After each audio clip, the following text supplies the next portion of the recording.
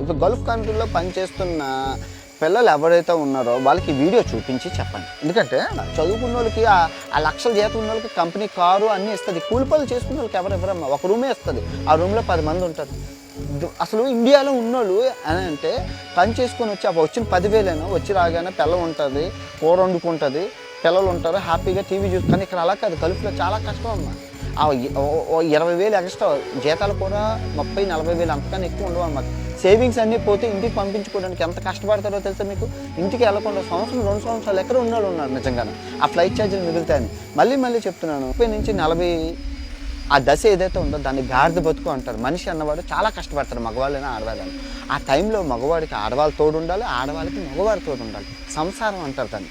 So అది లేకుండా పాపం ఒంటికే సొంటి కొమ్ముల్లాగా వీళ్ళు ఫ్యామిలీని అక్కడ వదిలి ఎప్పుడో 2 సంవత్సరాలకు ఒకసారి వెళ్ళి కలుస్తారబ్బా ఫ్యామిలీస్ని. అంతవరకు ఒంటరిగా చాలా పాపం అబ్బా. తప్పుగా అర్థం చేసుకోకుండా నిజంగా వాళ్ళని చూపిద్దామంటే నాకే బాధ అనిపించి నేను చూపించలేదు. ప్రతిదీ చూపిస్తాను. అవి ఎందుకు వాళ్ళు బాధ పెట్టడం ఎందుకని మీరు అర్థం చేసుకుంటారన్న కోరుకుంటున్నాను. మీరు బాగానే చదువుకుంటే ఈ కష్టాలు ఏం ఉండవు అబ్బా. నిజం అర్థమవుతుంది.